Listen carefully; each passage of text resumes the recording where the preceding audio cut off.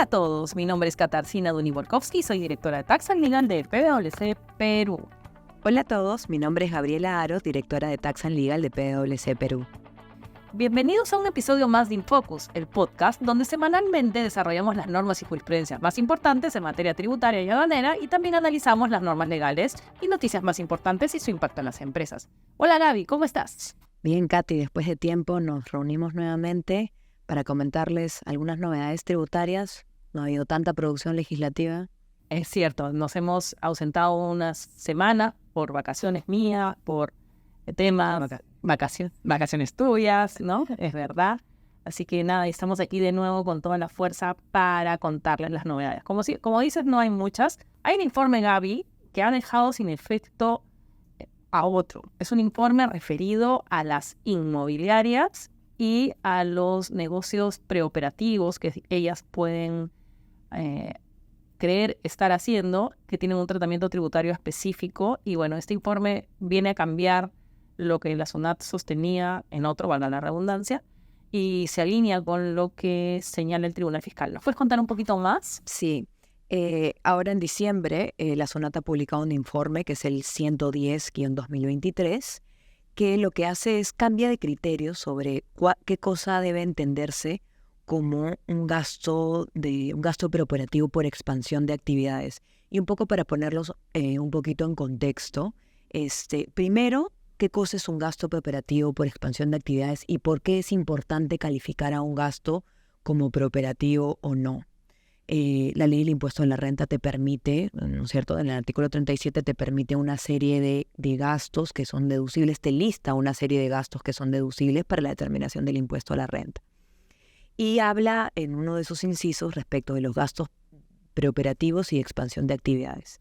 Y lo que señala respecto de estos es que serán deducibles, ¿no es cierto? Pero la condición para deducir estos gastos es que se reconozcan, se deduzcan en el año en el que la actividad asociada se realice. Entonces, dos opciones que te da la norma, ¿no? Los preoperativos es antes de que una empresa comience a operar, literal preoperativos, digamos, se constituye una nueva sociedad, está haciendo su planeamiento, está haciendo su estudio de mercado, todavía no comienza la generación de rentas, no comienza a tener ventas por servicios, no tiene todavía ventas por bienes, ¿no? Entonces toda esa fase se le llama preoperativas y en muchos casos pueden tomar más de un ejercicio, ¿no? O, por ejemplo, puedes arrancar en octubre y tener al cierre del año únicamente una fase preoperativa y recién en el año fiscal siguiente comenzar tu actividad productiva, ¿no? Tu venta de bienes, tu prestación de servicios. El caso típico es el caso de la exploración en hidrocarburos, ¿no?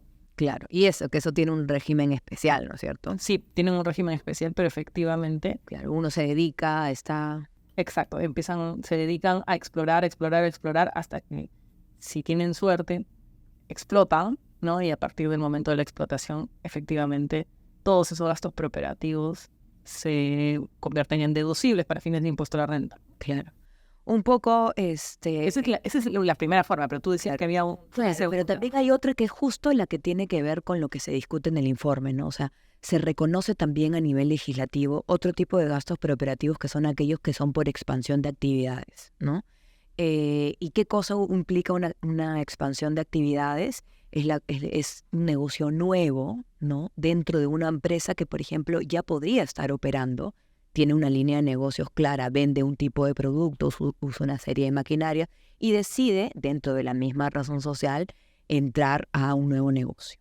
Entonces, los desembolsos asociados a esta nueva línea de negocios, a esta expansión del negocio, se entienden como gastos preoperativos por expansión de actividades y si es que calzan en esta definición, que justamente es lo que vamos a discutir ahora, la deducción de estos gastos, el reconocimiento como gastos en la determinación del impuesto a la renta de esta compañía que está expandiendo sus actividades, se tendrá que dar recién en el ejercicio en el que comienzas a vender, a prestar los servicios asociados a esa expansión. ¿Y qué dice el informe, Gaby?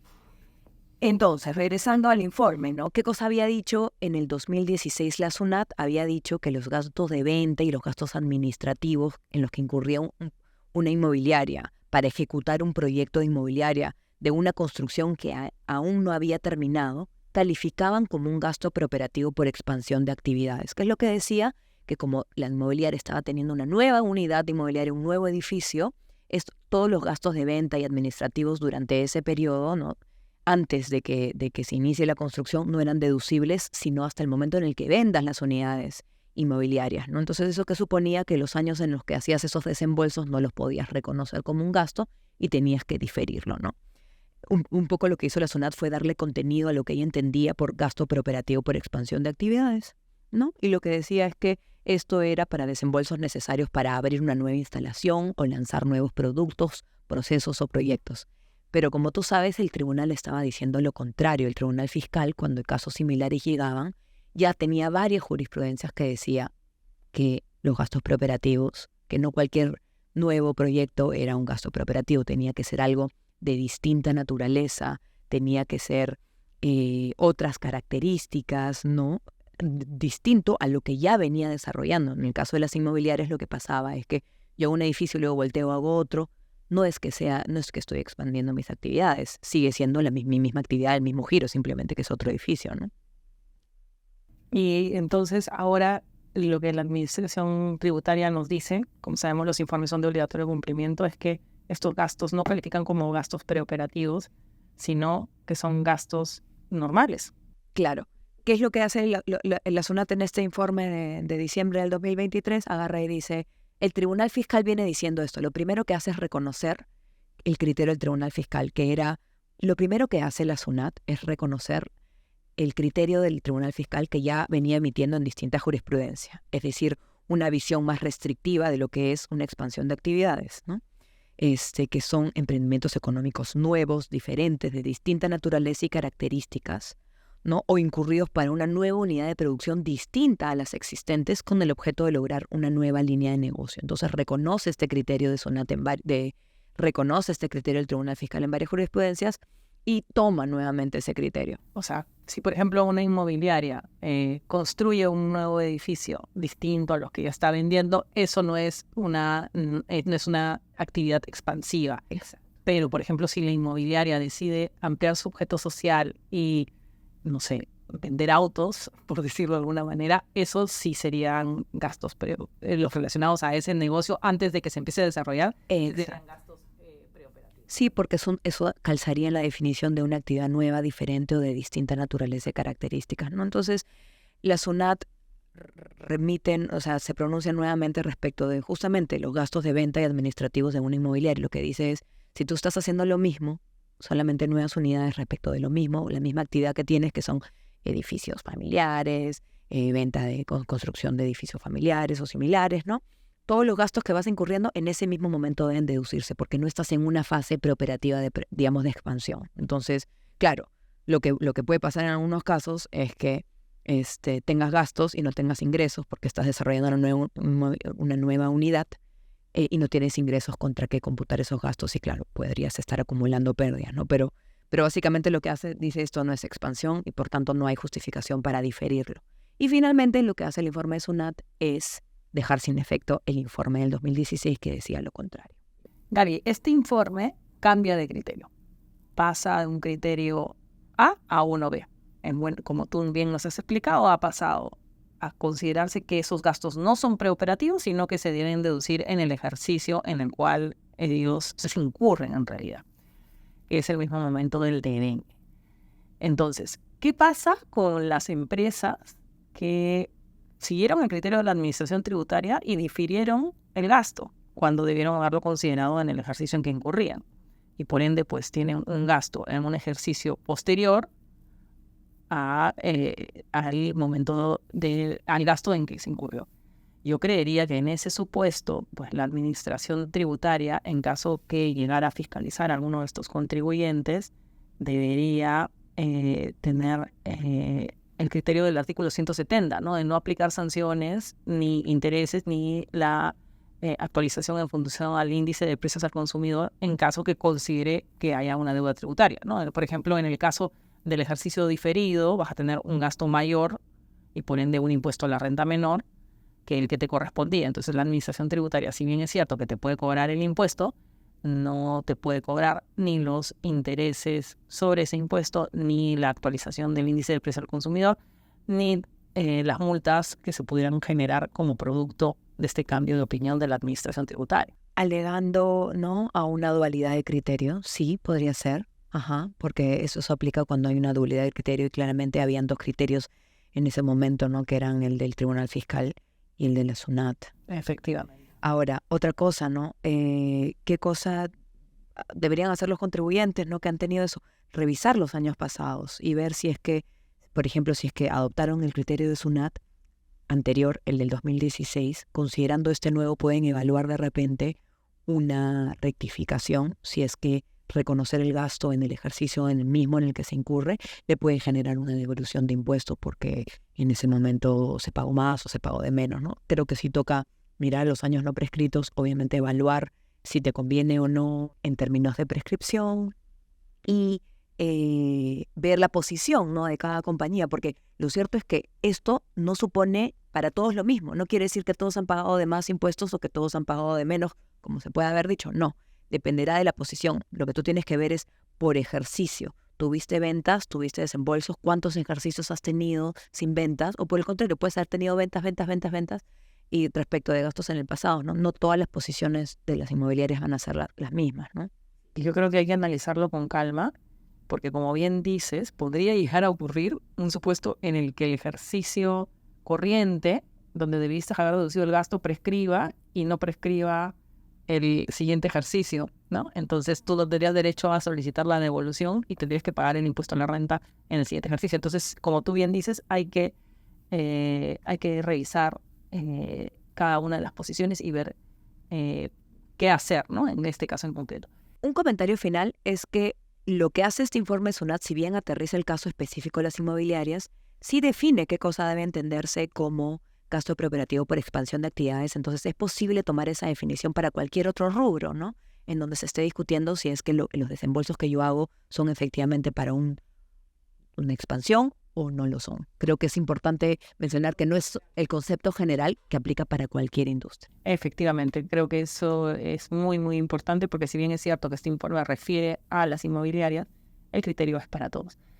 Gaby, el criterio sobre qué se entiende expansión de actividades es para todos los contribuyentes. Gaby, también ha sido publicada una casación referida a las indemnizaciones. No sé si nos puedas comentar respecto de ella. Sí, también queríamos comentar hoy, Kitty, la casación 36244-2022. ¿Y por qué? Porque tiene un criterio sobre la deducibilidad de un gasto asociado al cumplimiento tardío de una obligación contractual. Es un caso donde se discute, ¿no?, porque que un contribuyente paga un importe al que le llamaban en la fiscalización y a nivel del Tribunal Fiscal una indemnización en favor de una compañía, ¿no? ¿Por qué lo pagó? Porque incumplió el contrato suscrito por ambas partes, ¿no? Y el importe pagado, esto que llamaban indemnización, era un monto que le correspondía a este cliente, a esta persona con la que se celebró el contrato, por lo que dejó de percibir por este incumplimiento contractual del contribuyente, ¿no? Eso, o sea, el monto que dejó percibir más los intereses devengados, ¿no? ¿Qué pasó? A nivel de la fiscalización, la SUNAT reparó la deducción de esta indemnización porque consideraba que el pago tenía origen en un incumplimiento injustificado de obligaciones del contribuyente, ¿no? Y que el hecho de haber incumplido el contrato injustificadamente hacía que el pago al que estabas obligado no resultaba causal.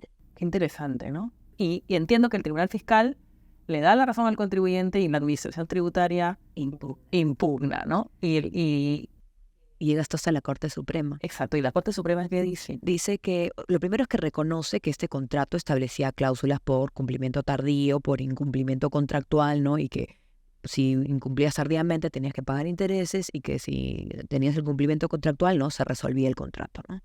Y para la Corte Suprema, estos gastos efectuados, este pago, no eran un acto de liberalidad, ¿no?, lo que me parece importante, pero lo que dice es que el cumplimiento tardío, en el caso de estas partes, no solamente resultaba necesario, o sea, mejor dicho, lo que decía era que el pago por incumplimiento tardío no solamente resultaba necesario, sino obligatorio para mantener la causa de la fuente. No lo podía eludir, ¿no? Era ineludible porque estaba contemplado así en su contrato, ¿no? Ahora, algo que es importante que hace esta casación es que separa y diferencia del pago por el cumplimiento tardío de una obligación contractual, ¿no? Este pago por un pago tardío de la obligación contractual de lo que es una indemnización propiamente dicha, ¿no? Que es cuando se pagan conceptos por daño emergente o por lucro cesante que se determinaron, por ejemplo, a nivel judicial o a través de un laudo arbitral, ¿no? Hace esa separación.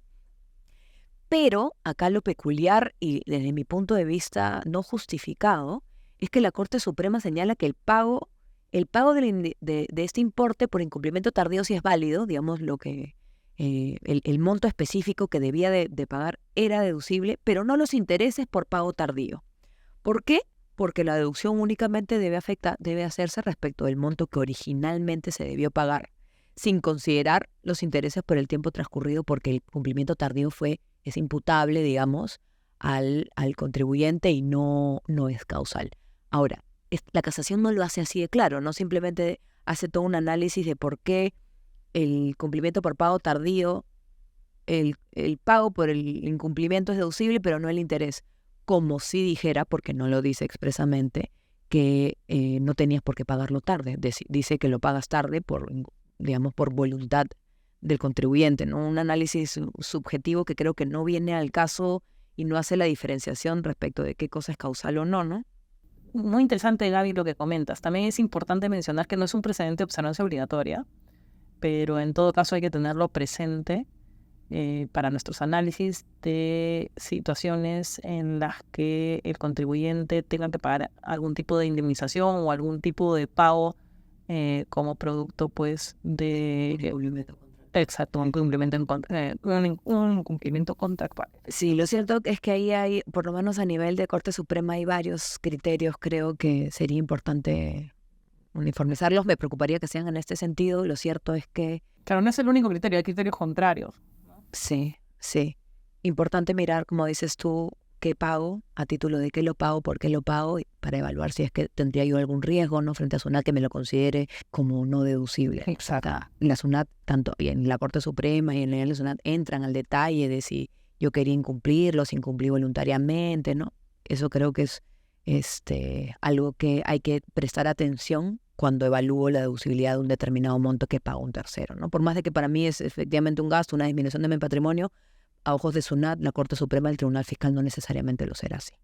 Sí, Gaby. Y por último, ya estamos un poquito extendidos de tiempo, pero por último mencionar, ¿no?, que en el Congreso de la República se ha aprobado una primera norma tributaria el 30 de noviembre pasado, referidas a las empresas que realicen actividades de industria textil y confecciones, donde se les ha dado un beneficio de reinversión de utilidades, se les ha dado un régimen especial de depreciación de maquinaria y equipo, se les ha dado un régimen de deducción adicional por la contratación de trabajadores para el sector textil y confecciones, y también para las empresas que están en el ámbito de la ley del régimen laboral agrario, se les ha dado también el beneficio de la deducción adicional por la contratación de trabajadores, y se ha establecido que en el 2024 la tasa de salud es del 6%. Esta norma todavía no es ley. El Congreso ya la aprobó en el Pleno, de acuerdo a nuestras normas legales vigentes. El Congreso la tiene que enviar al Poder Ejecutivo para que la Presidenta de la República la promulgue en un plazo de 15 días o la observe. Veremos si pues en este plazo de 15 días calendario realmente ello ocurre, es decir, si la Presidenta lo aprueba y lo promulga o lo observa. Es importante mencionar que en lo que se refiere al impuesto a la renta, estas normas tienen que ser promulgadas antes del 1 de enero, de modo que sean válidas para ese ejercicio. Y eso es todo, Gaby, ¿no? Acá volvemos con fuerza. Sí. Gracias a todos por escucharnos y nos vemos en un siguiente episodio de Infocus. Gracias, Gaby. Un besote. Gracias.